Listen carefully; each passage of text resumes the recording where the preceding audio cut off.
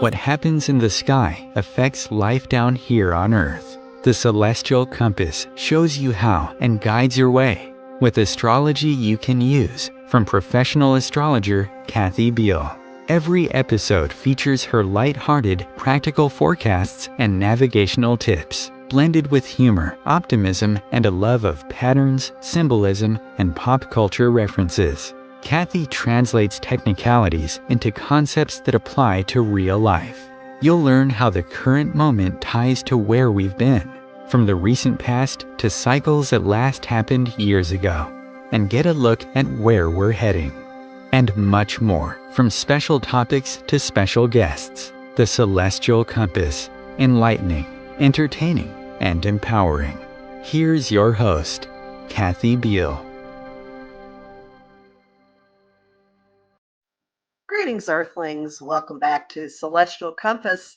We're going to have a lot of fun today, but before we get to the fun part, I want to talk about what's going on in August. And just as a reminder, you'll find my full forecasts at ontimes.com and at my website, empowermentunlimited.net, and my YouTube channel, which is Professional Aquarian. You might have noticed the show was a little delayed as we're broadcasting this. Mercury has stationed retrograde. It's his third retrograde of the year, and this is a time when we get the opportunity to go back over situations and stick the letters RE in front of pretty much every verb you can think of. Revisit, review, you name it. And it's stationing retrograde at the very beginning of the sign of Virgo, which is all about details and cleaning things up and organizing. And I would suggest to you that while Mercury is in Virgo, which it will be until the 14th, then it flips back into Leo, that you avail yourself of the opportunity to do things like clean up your desk. This past weekend, I threw out papers that have been piled up for 4 or 5 years, and I can actually see my desktop. So I challenge you to do that. Also, just be discerning. Use all of the Virgo energy that's on tap and look at things from a perspective of how could this be cleaner? How could this be done better? How does this benefit me? Healthy boundaries, healthy choices, very important. And hang on to the Virgo in the sky. Venus is also going to be in the mix because 2/3 of the way through the month, we have incredible cosmic machinery locking into place that is going to bring a lot to a head that's been building for several months, since the end of April, since the end of May. And this involves 2 dynamic configurations called T-squares, which happen when there are 2 bodies opposite each other and one that's monkey in the middle that's getting all the pressure from the opposition. On the Aquarius full moon, which is August 19, the sun and the moon, retrograde Mercury with the sun, will be bearing down on Uranus in Taurus, and which is the cosmic change agent, also the ruler of Aquarius. So you may see some really crazy things happening. August 19 is a date that might be in your mind like something's happening then. You may see really unexpected things happening. You might be seeing your own emotional reactions to all kinds of things that have been going on for the past few months finally come releasing out of you. And it's probably a good thing to finally move past this. But at the same time, there is a second of these dynamic configurations called a T-square. And this one involves Jupiter, which expands everything it touches, and Mars, which also amplifies what Jupiter is up to in the sign of communication, words, social media, options, multitasking, running every which way. They're going to be squared by Saturn in Pisces. So Jupiter is expansion, Saturn is constraint, restriction, acting like an adult, making choices. But there's one more piece, and that is Venus in Virgo, Earth Mama energy, looking at how we can better society, how we can clean things up, Venus and Saturn together are going to be slamming at that onto that Jupiter Mars conjunction, and something's going to give, something's going to blow. There may be some level of containment that happens in your life. If you've been running in 15 directions, you may choose to run in 3. And whatever this is, you'll get to revisit again on Christmas Eve. So this is a really important month. This activity that I've talked about hits the charts of all kinds of people in the news, everybody pretty much that you can think of. So watch for the rearranging and the revelations and the big switcheroos to come. So monkey wrenches and plot twists on the way. So what do? We mind our own business. We take care of our own little corner of the universe. And as the Leo new moon that kicked off the month says, we have some fun. And that is what today's show is about. There, I have segued into it. Most of you know, or many of you know, that I have a background as a food writer and also a book out about it. And I love divination tools. So when I run across something that combines these two interests, I'm always very curious. And I have today as a guest one of the creators of a beautiful new deck that puts food in tarot, Danielle Mainas, who is an astrologer and a chef. Welcome, Danielle. Hi. I'm glad you're here. Could you, I like to, and you have, well, let me back up. To set the stage here, I would say most people listening to the show have had the experience of hanging out with some friends and having a nice meal and chatting and brainstorming like, oh, wouldn't it be fun if we ... But you and 2 of your friends actually took this into the physical reality stage. So you teamed with one friend, Lindsey Newton, who is a former CFO, so she understands some of the business end of it, and a marketing director named Megan Morris. So she brought that, and you brought my understanding is the knowledge of the metaphysical end of it. First off, what is your deck called? Our deck is called the Cacio Pepe Tarot, which means cheese and pepper in Italian. We are all of European descent, but Megan specifically actually is Italian American. So we stayed in our own lane from a food perspective. A lot of, Italian things really came through. So you 3 have known each other for a while? You're pre-existing friends? We've known each other for a while. We actually, so Lindsay's actually a current CFO, and specifically for women-run businesses and with a strong focus in food. So that's sort of been her background. Megan is a nutritionist by education and also works in marketing and on multiple different projects. She's incredible at all of those things. And I've cooked in many kitchens and professionally and have studied astrology and tarot since I could read.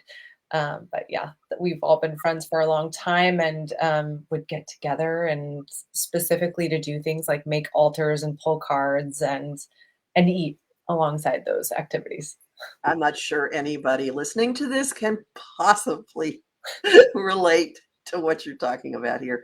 So at some point, 6+ years ago, it went from, oh, let's just pull some cards and have some fun to, hey, maybe we could do this. Yeah, it was actually, I remember it as a text message of listening to, Lindsay had been at a party and was describing this cheese plate of this, she's in San Francisco tech world. So she's at some big expensive party and she was saying this cheese plate just had so much attitude and that you just wouldn't believe the manchego on this plate. And we were laughing. And at this point we had been specifically the 3 of us working a lot with Kim Kranz's Animal Spirit deck when we were together. pulling a lot of the animal cards. And so the idea actually first began as an oracle deck about food. And the joke was absolutely somebody needs to do this. And certainly none of us have the bandwidth. But then a spreadsheet was started and couldn't stop the text thread. So it's just been hot and heavy ever since. That is hysterical. You have in the introduction to the little book that comes with it, and in this case, I would say to people, you ought to read the book. I often tell people, don't read the book, just start reading the cards. No, I think you need to read this book. Tell me about your philosophy of food, because my experience has been that food is about a whole lot more than nutrition. Oh, absolutely. The idea for the food background was really not to, we do so much demonizing of food. We do so much good and bad when it comes to food.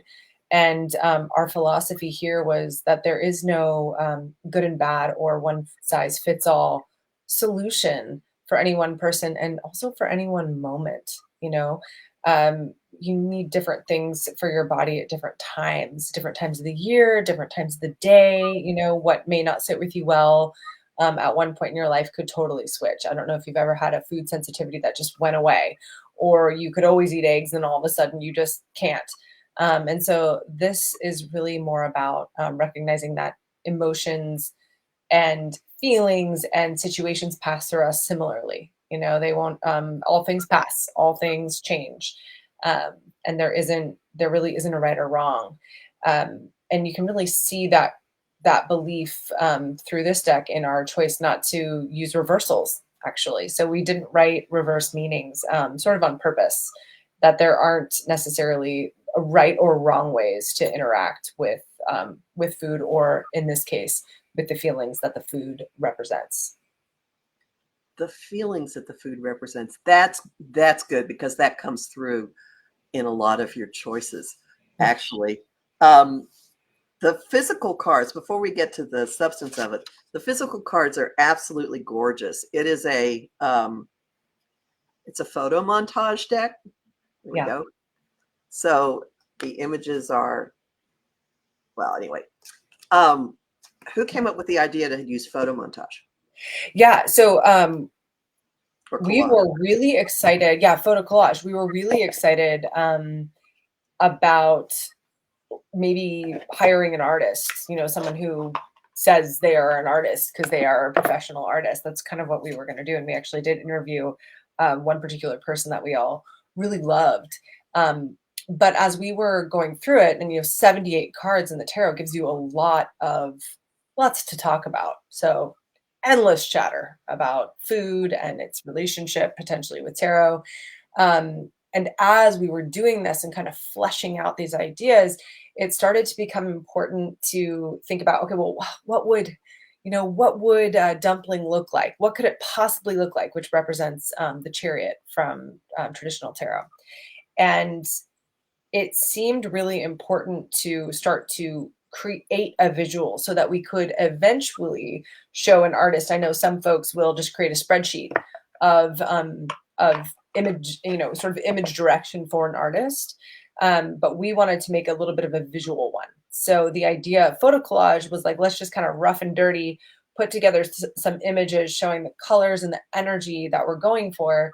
And they turned out to be kind of good, and they were working for us. So some of actually Ginger, which is the Hierophant, which is one of my favorite cards, it's really successful visually, was one of the first ones we did. It was just a real quick and dirty kind of art experiment of, how to represent Ginger.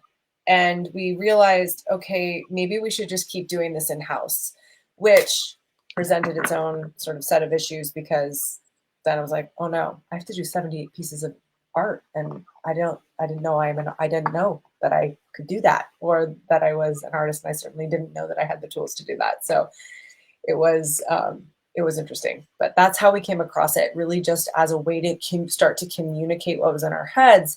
And then when it worked, we just said, okay, well, we may take some years, but we'll do it. And it took about 6 years. Is that correct? It did. And the art piece really started hilariously really started maybe a year and a half into the thought process of it all. The art piece came up, once we had already had some really good ideas about which cards were going to represent which tarot archetype. And originally, again, we thought this might be an oracle deck where we could choose the number of cards and the foods. But it became clear at a certain point that we really wanted to use the structure of tarot. And there's some other ideas too about demystifying and making tarot accessible in this way too that were exciting to us. So it's kind of how it all came together. Now, unlike if someone were just to look at the deck, after they get through the first 22, they would go, but there's an image that just has a word on it. And it's just a thing. How did you decide? What was the process that led to not labeling the suits? Because there are correlations to the suits, which is why I tell people you do want to read the book. Right. So why did we just choose, for example, like this is the Ace of Wands, roasted mallow, but we didn't separate it into the suits? Yes. It's a really good question. I think a big part of it is just how difficult that might be for someone whose brain doesn't work that way, or for someone who thinks that that they don't have any business in astrology or tarot. So as a Gemini, I love a system. I love a spreadsheet. I would, I have all of I have all of those systems in my mind. I love to keep that information in my brain. So I love a structure. And I love that there's the 4 elements, and it really helps me remember these, what they mean. But that's also because I'm inherently drawn to the tarot. So someone who I believe we all have the ability to hear messages, but someone who may feel like not invited to the tarot party, as it is, the ancient sort of versions of it that we may feel a little bit inaccessible to them. We figured let's go ahead and really include this information, both the Smith Rider-Waite associations as well as the Thoth, just in case, because I feel like we also have a lot of teachers that primarily work from the Thoth deck. Let's include them, but not scare people with them. We also were starting to go down this, we were getting almost too into the pun of it all, which was almost making it feel a little silly, right? So we were, for us, and we were already so silly and very humor motivated. I mean, it's a deep deck, but it's funny. There's a lot of little funny, lighthearted things about it. And so it felt a little bit like we were on my list of things to talk about. It's so fun. I love it. So we decided to keep that part of it simple, since what we were doing was already kind of complex. We're like, just really simplify it. And the idea is that you can go in the book and you can get into the fine print all the way at the very bottom. We thought, it'll be a works cited, and you can find out that there's an Ace of Wands. But if you have no idea what that term means, and if it scares you, it's not the first thing. So if you are into tarot and you've never thought about a roasted marshmallow being an Ace of Wands, that's kind of fun. And if you have no idea what it's about, then it could be your lead-in to tarot. Maybe you will one day own 100 or 1,000 tarot decks. So that was kind of the idea. It's a gateway drug. It is a gateway drug. I have here, some are so funny. I started noticing when I did look at the correlations in the back, that there are certain cards, either ones that are full of conflict or of incredible gratification, that had things that made me just smile attached to them. The 5 of Cups being milk and cookies. Yeah. Could make me cry thinking about it because it's a tough energy. It's in the regular deck, for those that it doesn't spring to mind to, that's where there's a person who's leaned over looking at 3 cups that are spilled on the ground. There are 2 behind, and it often means a time of mourning or disillusionment or needing to grieve, but all is not lost. What was the spin you put on it with milk and cookies? The idea of grief being in some ways nonlinear. So you know, when grief strikes, in the real moment that it strikes, we often don't, at least as adults, we often don't have the opportunity to just like get straight in bed with a box of Oreos or a sleeve of Oreos and just lose it. We really don't have that opportunity, or it's not really part of most cultural social structures that I think we're most familiar with. You know, typically we get into the work of what grief brings about, but not the actual emotion. And so this card is really an invitation to sit with grief in a way that you haven't yet. So to almost say, okay, you know, this really hard thing happened, and I know that it represents grief, but instead of letting grief come and sort of get me and catch me off guard, what if I just kind of go to it and have a moment about this? And it doesn't prescribe that you go and sit in a bed with milk and cookies. But that idea of like really being tender with yourself and giving yourself that really safe, cozy container to kind of let yourself cry or let yourself, you know, feel sad. One of the works cited in this is Beaches, the movie, which Hershey and, you know, Bette Midler, I I think that was probably the first movie I ever cried in. You know, I think that will make you cry right away, or Steel Magnolias. Or if you just want a real quick cry, you know, you could listen to I Can't Make You Love Me by Bonnie Raitt, you know, which kind of, I think could get anyone, no matter what time of day and where you are in your life. So yeah, it's really about recognizing those spaces in ourselves that we could maybe grieve a little bit more. And giving yourself permission. Yeah, giving yourself permission. Yeah, and sort of giving those examples are meant to sort of be like, do you need to cry? Do you need to have a moment? You know, maybe you do. It doesn't have to be about grief that's happening right now. Well, I noticed, so lemon water is the 5 of Swords. I like that we're getting into the fives, Kathy. Well, I noticed that there was a through line in the fives. Fives are uncomfortable cards. Yes, yeah. I think about the through line of the fives, you know, those types of things a lot with this deck, because we didn't know until we laid it all out. We didn't see that until the end. It just happened. It just happened. Oh yeah, it just happened. That was not on purpose. But yeah, what was your reflection on five of swords? Lemon water. Sometimes you just need to get it out of your system, whatever it is, and lemon water will help you do it. Yeah, right away. Kind of like a real quick, no shame spiral. Just get thee to some lemon water.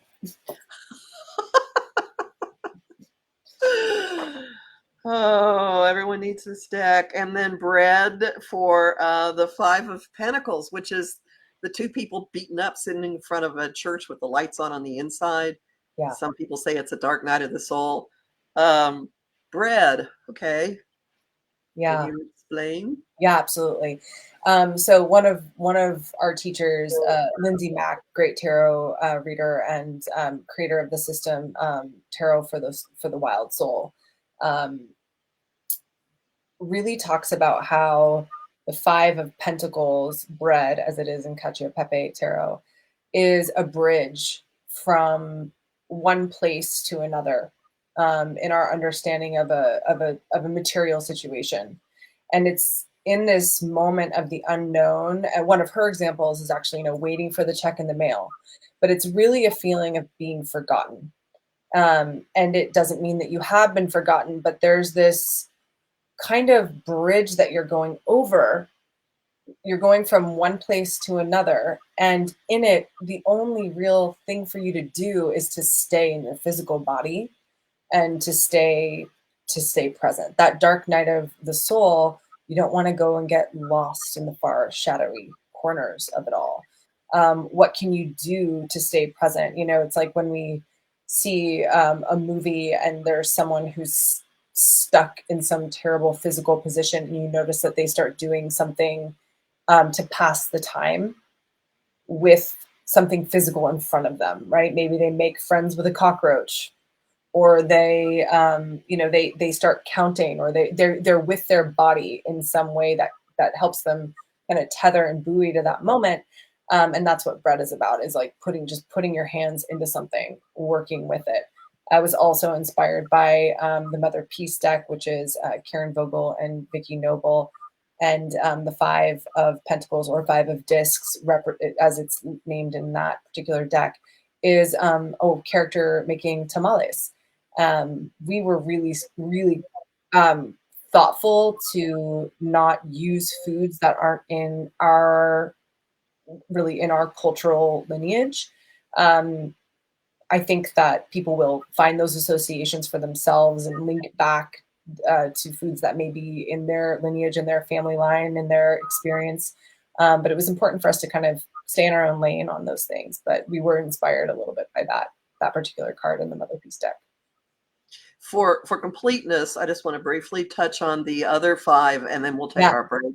And that would be the 5 of Wands, chili. Chili! Yeah. So chili is really about, the mess of creativity, the part where everything is out and you're like, hold on, where's my glue stick? Did I put the top back on it? It's kind of a little bit of a disaster. It's the idea of some of our favorite musicians being messy, maybe in their lives, perhaps being a little bit conflicted at certain times, or, things that may show up as looking a little bit unhealthy. But that is in many ways part of the creative process. We argue in this deck. So that's kind of how chili is. You're kind of like, you start with a recipe. It's pretty straightforward. Things, no one's measuring out the cumin. You're just kind of pinch here, throw there. You don't know how long it's going to have time to simmer before you eat it. It's a little bit of that energy. And then there are the countless arguments, which is part of 5 of Wands, over what is proper chili. Is it really chili? Everyone has their own definition of it in the recipe, and there's just a lot. Kathy, absolutely. Well, you said you've all known each other for a while. Megan and Lindsey and I have been attending a chili cook-off together for many years now, which Megan actually has the trophy for, and I believe COVID messed some things up there with our tracking of who is in charge. But I still keep my second and third place ribbons on the fridge, and I don't have a first place ribbon, never have. But it's funny, people laugh. They're like, "Why do you have this second place ribbon?" So and I'm like, I'm really proud of that second place ribbon. Yeah. So the idea of the competition of chili, and it's kind of cutthroat, the chili cook-off. It is very much so. All right, we're going to take a break. Hang on, everyone. Come on back.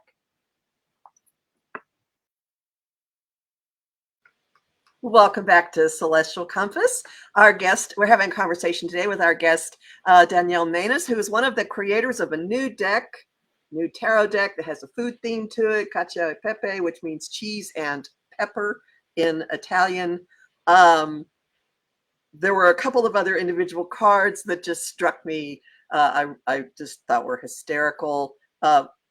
Birthday cake for the equivalent to the 4 of Wands. Yeah. That was very, very amusing.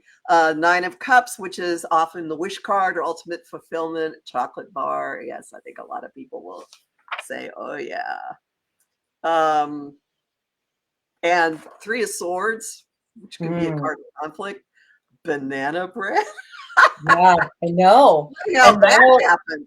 I know. And the way we talk about banana bread now is so funny. I actually did see a meme the other day about like when you're, it was kind of a joke, but it was like when you're in deep despair, and it was just like the Google search of like banana bread recipe, or like where is the closest banana bread to me. We unearthed Megan, who is responsible for the writing in the book, and thank you for mentioning that it's worth reading, because it really is.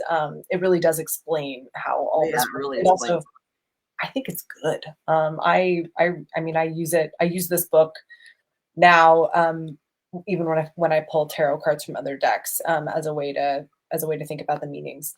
But Megan had unearthed in writing that banana bread was the #1 most searched recipe during the beginning of COVID pandemic. And that really struck. And then, so there's a lot of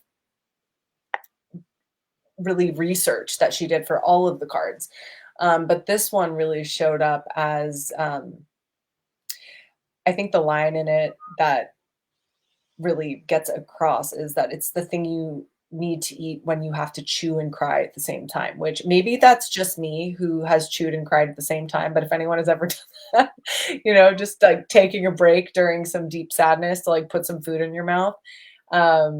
Yeah, banana bread. And when folks pull that card who are particularly going through something or have a close one that's, really in a struggle, it seems to really speak to them. It's one of the cards, and it's, it's right up really, really have been, it's weird to say, one of our most, kind of popular cards. Yeah, three of swords. That's so funny. My reaction was that people very frequently make banana bread when they go, oh no, my bananas, no, look, how'd this happen? They're old. I got to do something with them. Ah, so It's true. I was looking at it as a reaction. There we go. Yeah, it's true. Definitely. Yeah, that's what we're told to do with it, is to be resourceful. And so it could have been a card about being resourceful, but it really also seems like maybe it was that person in your life that made that banana bread and was so resourceful that created a container for you to feel maybe more of your feelings. That's where we landed with banana bread. That is so funny. And for some reason, that has made me think of another one that just made me go, this is perfect. Salami. Oh, This is the answer to the Hanged Man. Look at it. It's just hanging there. That's what salami does. It hangs and it ages. It hangs and it ages. And another genius of Megan Morris was the line in this one was, time will cure you, for, a cured meat. And that is really, kind of what this card is, right? This is really, I think of the Hanged One or the Hanged Man or salami as actually the process of dying. And then when we get to death, it's kind of more the alchemical magic of what happens to the body once it's dead. But when I think of the work of dying and how hard it is to die and the waiting, and the liminality of it, it does feel a little bit more like the Hanged One or salami. So yeah, I'm glad that one jumped out at you. Oh yeah. Well, there were many. I mean, creme brulee is the tower, Yeah, which is perfect because you got to crack it to eat it. got to crack it to eat it. And this idea, another big one here was wanting to reframe for folks that do use, because I've had tower experiences where I've pulled the tower and then, truly everything has kind of fallen apart, and I haven't known until years later that it all was, taking me in a place. But no matter what, it can only be helpful to kind of soften the blow of receiving a message that your, subterranean foundations are going to be cracking and potentially peeling away. So the idea of offering something a little sweet and something a little lighthearted here is not to say, oh no, it's all good, it's all for the best. It's really more a way of just making it a little easier on the eyes and a little bit easier to digest the idea of pulling tarot. Of course, with Lindsey and Megan and I, if we, pull the tower, if we pull creme brulee, we're like, I'm having a creme brulee time. It's immediately means the tower to us now, but. Understood.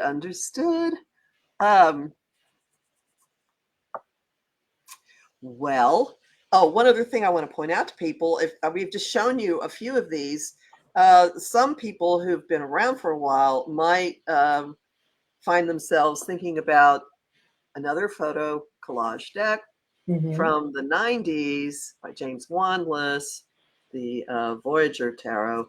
But whereas his are all over the place, and I can pick up a card 35 years later, a card that I've looked at forever, and then suddenly see something in it that I hadn't noticed before because they are so intricate. These are much more focused. For example, this is the Ace of Cups. And who would argue? Who would argue that Pain de Chocolat is not the Ace of Cups? I mean, come on. Good grief. Breakfast for dinner. Now there's a concept. I mean, you can even just look at these. You don't even know anything. They immediately evoke they evoke very strong reactions. Like, oh, I got it. I mean, has anyone ever made pancakes for dinner? I mean, was that a big thing in your life ever? Breakfast for dinner? Mm-hmm. Yeah. Yep. Yeah. Yep. Huge. Sure. And then here are pancakes. Yeah. So, and We another joke thing. about how many breakfast foods we have, Kathy. It's a problem. We have a carb problem and a breakfast problem. Yeah. Well, um, the other ants on a log with a giant rainbow in the background. I also noticed that you have, instead of try this layout, you have a very interesting a page and a half or so of suggested questions. And some of them are ones people might think of. And then the food related wit comes in. What is still ripening on the vine? I think I may use that with some people. Or what am I being asked to RSVP to? Mm-hmm. Have you found certain ones to be particularly useful? Yeah. Well, I think we often, the easiest, most accessible spread, I think most people know about is kind of that past, present, future. And we wanted to remove ourselves a little bit from the idea of time, and we joked about how, today we were a little bit late to come on because time doesn't really exist. And we were joking about that in our pre-interview. But we didn't want to use so much of talking about the past and the future for a couple reasons. Number one, we don't want folks to think that this deck is only used for predicting the future. I'm sure there's folks out there that have that level of clair that can do that, but I'm not sure. We aren't convinced that that is something everyone has spent a lot of time or is here to work on right now in this lifetime. The idea of being able to predict the future. So we really, in the theme of wanting this to be for everyone, we wanted to have concepts that weren't about being so mystical that you could predict the future, or also trying to reframe the past in any type of particular way. So if you think about the question, what am I being asked to RSVP to? It is, in a way, we are talking about what is coming in the future, a party, an event, a something, an invitation for something that will occur in the future. But we are not using that language of future. It's really more about how can you prepare now, right? Because the RSVP thing is the thing you do in the present moment to sort of set an intention about the future. So all of our questions that we created are really about that, about staying in the present, whether or not you're focusing on the past or the future. Same with something ripening on the vine, right? The idea there is that something is coming in the future, but you are in the present moment while it is still ripening on the vine, and you're sort of maybe aware that it's not quite here yet, right?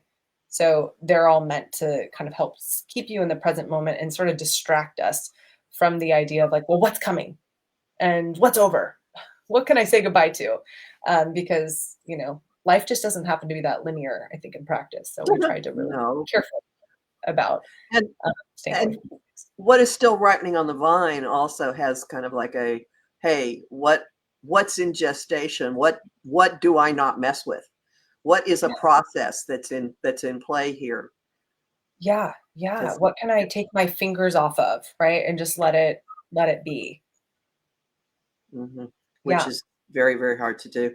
I've stumbled onto something else I want to point out. I had wondered why the walnut was the Mm. The uh, ace of ace of swords. swords, but now it becomes really obvious. Walnut looks like a brain.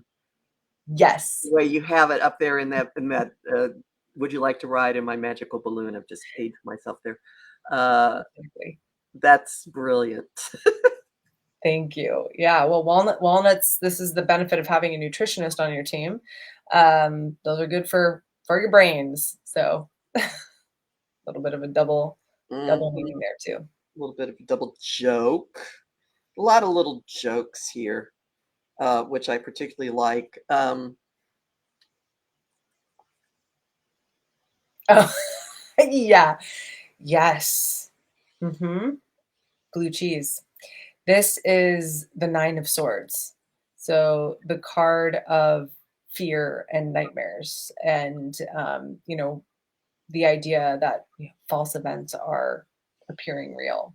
And of course, it's meant to evoke the idea of the Jaws poster. Uh-huh. Did you notice? Did you have the Jaws poster? Yeah, it's kind of Oh like, yeah, you can kind of hear it. yeah. Yep. There it is. Well, we still have a little time. I'm wondering, are there, well, it's like asking what's your favorite child. Are there cards you're particularly fond of or have found to be surprisingly useful? Yeah, I'm gonna do a quick little look at these here. And while you're looking, I want to tell everyone I own more than 1,000 decks, and this is the first one that's ever sent a corkscrew along with the deck. Bonus points.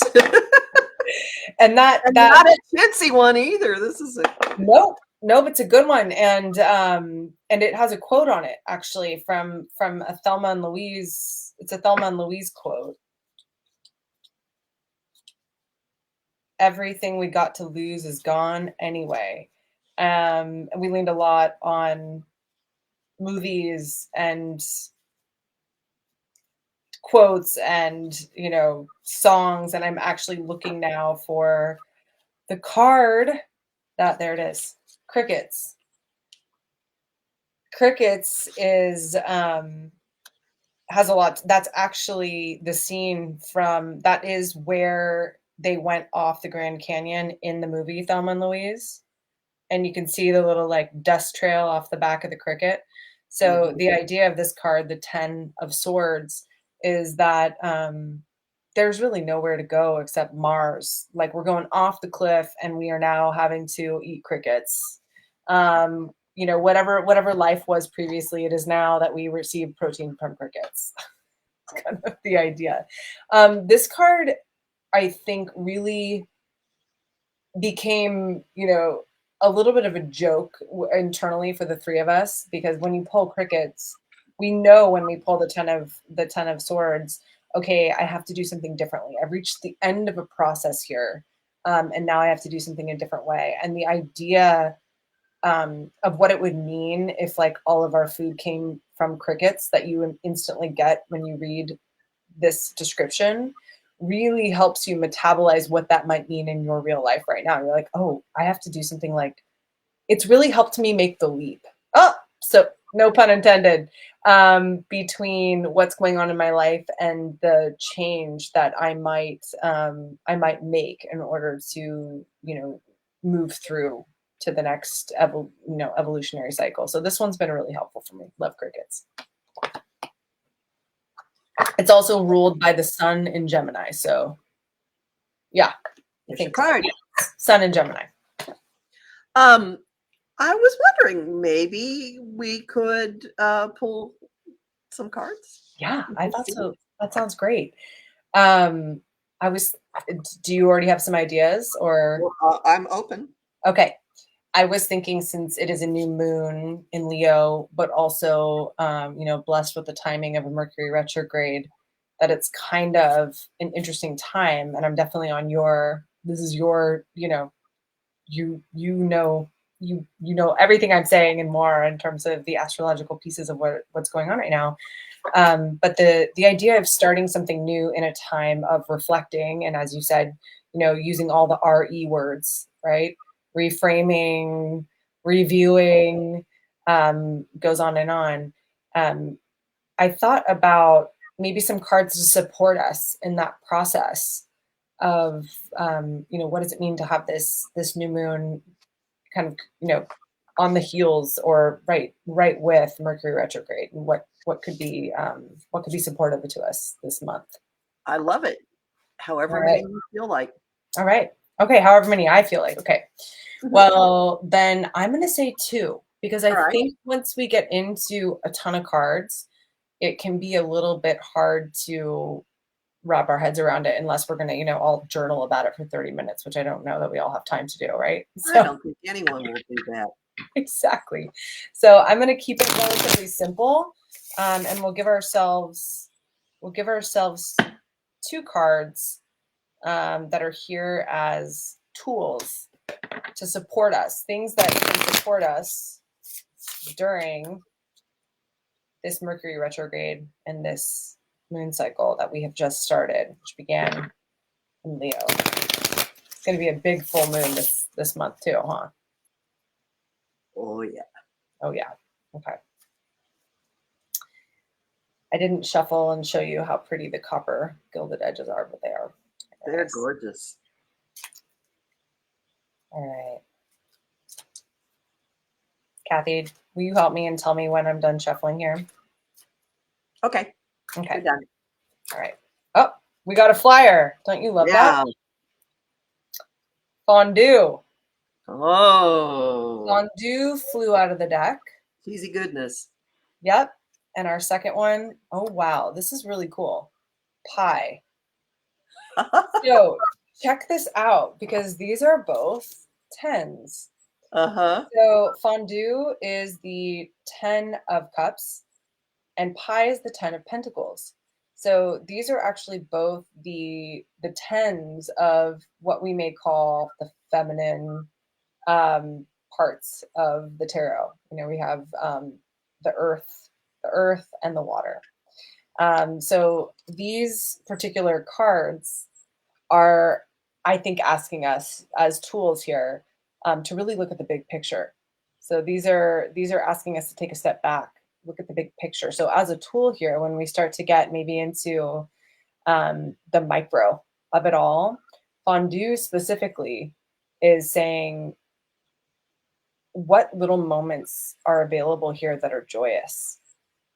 It's asking us to really honor the little ways that we can be lit up and how important those are, right? I always think about the lighting in a room at just like the perfect time of day. It's a small thing. It's a free thing, you know? But when you get this like certain ray of light through a particular window in a room that you frequent and you just love it, right? To really recognize how powerful that is. Maybe it is getting to pet an animal that you that you take care of, and really being with for a moment how joyous and sweet that is, or another loved one that you are with, being cared for or caring for. Certainly, it's the idea of fondue is that these are really simple ingredients here. You know, this is kind of funky bread and weird cut up pickles and stuff that we're going to dip into cheese, you know, from a half open, you know, a bottle of wine that's already been mostly drunk that's going to be dissolved into some cheese. It's not about super fancy things or super difficult things. So it's really taking a moment to honor those simple pleasures in life. And you have to interact with it. And to interact, that's right. To interact with it or you don't eat. Yeah. And really let it make you smile, you know, really let it do that to you. And then pie is going to ask us, I think, if I think about how is this a tool for this Mercury retrograde, I would say this, you know, so not only are we going to go back and review and potentially, have things brought to our attention that we don't want to have brought to our attention, you know, that we need to have our oil changed, that we bought tickets to the wrong place, that our internet is not, our internet system is not set up the way that it needs to be, whatever the thing is that we have to fix. I would say the message here is that when we go back and we review and we fix, whatever it is that we're doing is helping us in our soul work, like our big job here, the reason that we came. And it seems just so annoying to have to, get pulled over because a headlight is out or whatever, be late to something. But I think how we react in those moments, and specifically the little wrongs that we right, the mistakes that we edit in this time are part of a bigger picture for us, a bigger picture of really why we're here. So I think both of these are really asking us to chill the F out, look at the big picture, You know, two tens that are really warm and inviting, and really encouraging. Both of these cards, I think, are really loving and encouraging, and asking us to really look at the big picture and think more positively about it as well. And that pie certainly indicates that there's something very tasty if you face it. Yes, thank you for that. This is the Kathy. Now that this thing is born out into the world after 6 years of working on it, it's beyond magical for us to hear from other people their interpretations. I mean, it's uh, it's very humbling. Well, they have their own consciousness. Yeah, we do.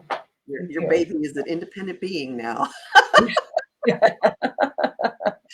So, would you tell people where they can find you and your deck? Absolutely. Absolutely. So on our website, caciopepetarot.com, and on Instagram, and we are just starting to play around with, what a strategy looks like for getting this into local bookstores and whatnot. So hopefully you'll see us in the flesh, but definitely come and follow us on Instagram. We're having a lot of fun there.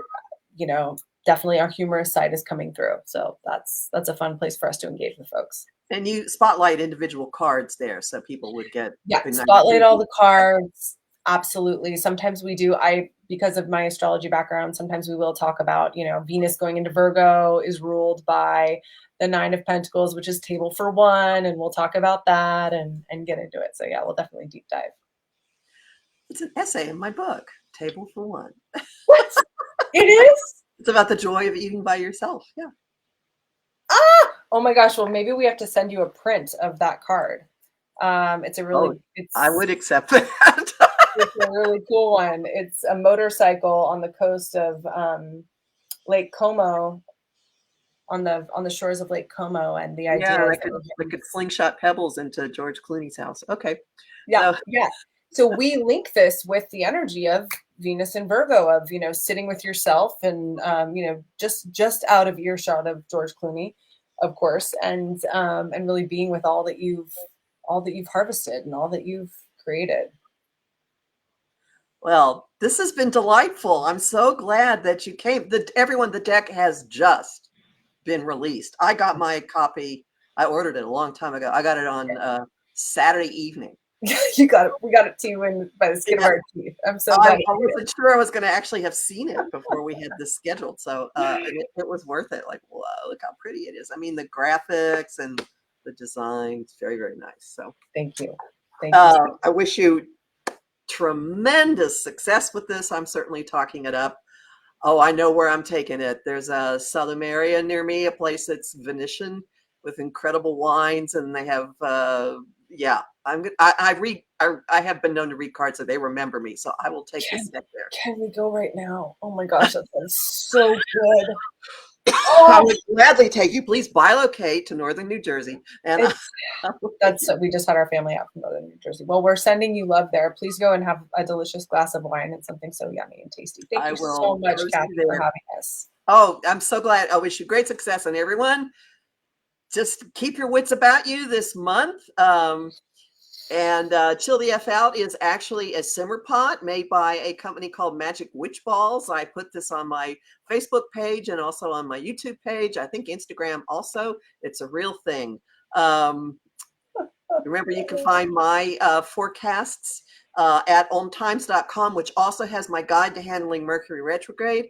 And on my website, empowermentunlimited.net, and on my YouTube channel, Professional Aquarian. That's pretty much it. So thanks a lot. Everyone have a tasty time. Go have fondue. Go have pie. I think I want pie now. Sounds great. Thanks very, very much. Thank you, Kathy. Bye, everyone.